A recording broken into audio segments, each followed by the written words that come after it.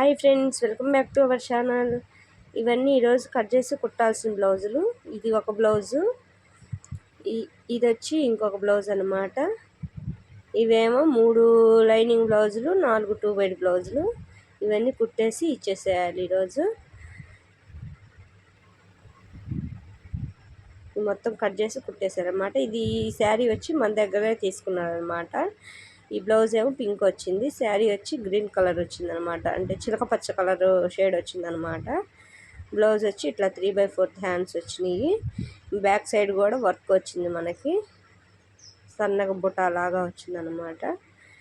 ఈ బ్లౌజ్ ఇప్పుడు కట్ చేద్దాము.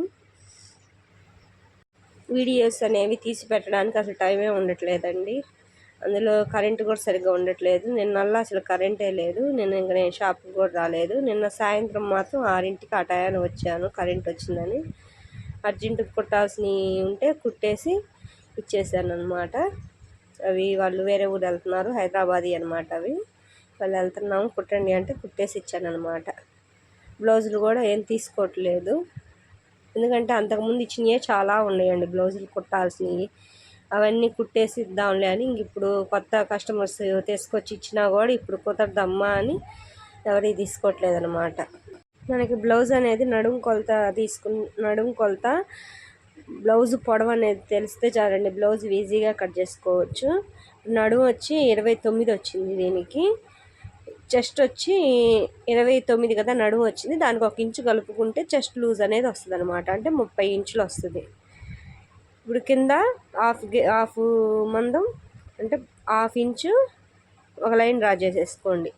చేసుకున్నాక ఇప్పుడు మనం చూసుకున్నాం కదా, నడుము వచ్చి 29 కదా, 29ని 4 భాగాలు చేసుకోండి. 4వ భాగం మార్క్ చేసుకోవాలన్నమాట మనకి. అంటే 7.5 వస్తుంది. అంటే 7 2 గీతలు 7.5 వస్తుంది మనకి. 7 2 గీతలు వచ్చింది కదా, దానికి 1 ఇంచు వెనక టక్స్కి మార్క్ చేసుకోండి. 2 ఇంచెస్ ఏమో ఖర్చులకు మార్క్ చేసుకోండి. ఇప్పుడు సైడ్ కుట్లు కల్లి పొడవు ఉంది కదండి, సైడ్ కుట్లు కల్లి మామూలుగా నేను ఇట్లా ఇంకా కొలతలన్నీ వేయకుండా నేను ఇట్లా తీసుకుంటాను అనమాట, అర్జెంట్ బ్లౌజులు ఉంటే. తర్వాత ఇక్కడ నుంచి కింద నుంచి పైకి ఎంత ఉందో చూసుకోండి. సైడ్ కుట్లు కల్లి పొడవు చూసుకున్నాక ఈ నడుము షోల్డర్ కానుంచి కింద టక్స్కి మార్క్ చేసుకోండి పొడవు. తర్వాత వెనక ఈపు మార్క్ చేసుకోండి సమానంగా పట్టుకొని. ఇంతే, ఈ 3 కొలతలు ఉంటే చాలు మనకి. ఇప్పుడు వీటన్నిటిని లైన్లు డ్రా చేసేసుకోండి. నెక్ కాడ, పైన షోల్డర్ కాడ, చంక కల్లి, సైడ్ జాయింట్లు కల్లి ఒక లైన్ డ్రా చేసేసుకోండి.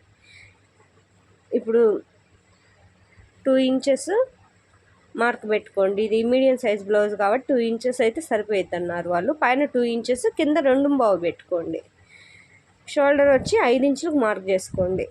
కింద కూడా 5 ఇంచులకు మార్క్ చేసేసుకొని దాన్ని లైన్ డ్రా చేసేసుకోండి. చేసుకున్నాక ఈ చంక రౌండ్ తీసుకోవడానికి మనం 1.5కి మార్క్ చేసుకోండి. మార్క్ చేసుకున్నాక ఇట్లా రౌండ్ ఒక లైన్ డ్రా చేసేసుకొని ఇట్లా రౌండ్గా మార్క్ చేసుకోండి. రౌండ్ స్కేల్ లేని వాళ్ళు ఇట్లా హ్యాండ్తోనే ఈజీగా ఇట్లా మార్క్ చేసుకోవచ్చు అనమాట. రౌండ్ స్కేల్ ఉన్న వాళ్ళు ఈజీగా, అది కూడా రౌండ్ స్కేల్ అయితే ఇంకా ఈజీగా మార్క్ చేసుకోవచ్చు. ఈ నెక్ డీప్ కూడా రౌండ్ మార్క్ చేసుకోండి. 1/2 ఇంచు 1/2 ఇంచు తీసుకొని మార్క్ చేసుకోండి. ఇప్పుడు చెస్ట్ వచ్చి మనకి 30 ఇంచులు కదా, 30 ఇంచులో 4వ భాగం మార్క్ చేసుకొని 2 ఇంచులు ఖర్చులకు కూడా మార్క్ చేసుకోవాలన్నమాట.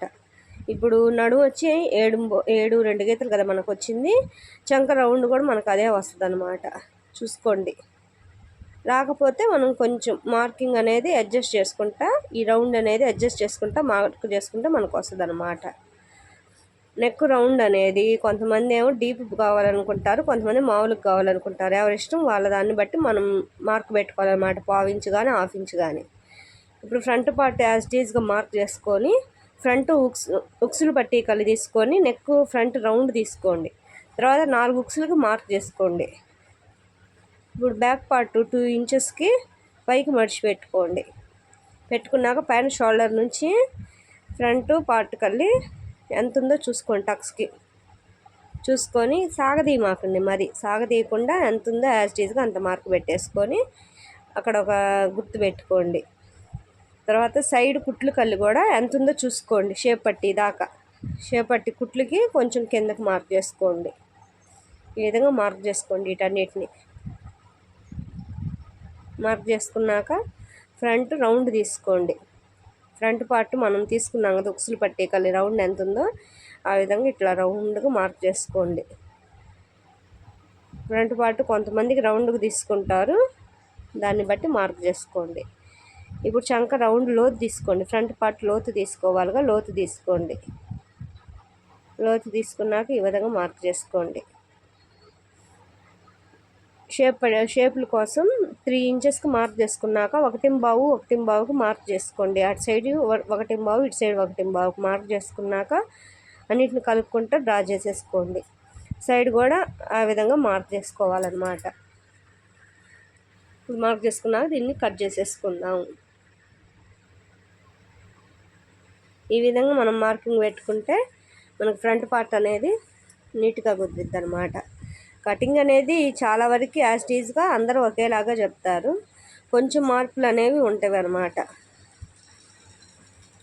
మీకేమైనా డౌట్ ఉంటే నాకు కామెంట్ చేయండి, నేను మీకు వివరంగా చెప్తాను. ఈ విధంగా మార్క్ చేసినట్టు కట్ చేసేసుకోండి నీట్గా. తర్వాత హ్యాండ్స్ నేను ముందే కట్ చేసేసుకున్నాను. ఫ్రంట్ పార్ట్ లోత్ అనేది చంకకల్లి లోత్ అనేది కంపల్సరీ తీయాలన్నమాట. తీయకపోతే మనకి చంకకల్లి క్లాత్ అనేది ఉబ్బుగా ఉన్నట్టు కొంచెం ఎత్తుకున్నట్టు లేచిద్ది అనమాట. అందుకని ఫ్రంట్ పార్ట్ కంపల్సరీగా లోత్ అనేది తీయాలి. ఇప్పుడు టక్స్ పెట్టుకోండి అక్కడికి. ఇది back part, front part, hands ఈ విధంగా నీట్గా పెట్టేసుకొని పక్కన పెట్టేసుకోండి. ఓకే ఫ్రెండ్స్, వీడియో నచ్చితే సబ్స్క్రైబ్ చేసుకోండి, షేర్ చేయండి, లైక్ చేయండి. మీకు ఏమైనా డౌట్ ఉంటే కామెంట్ చేయండి. Bye friends.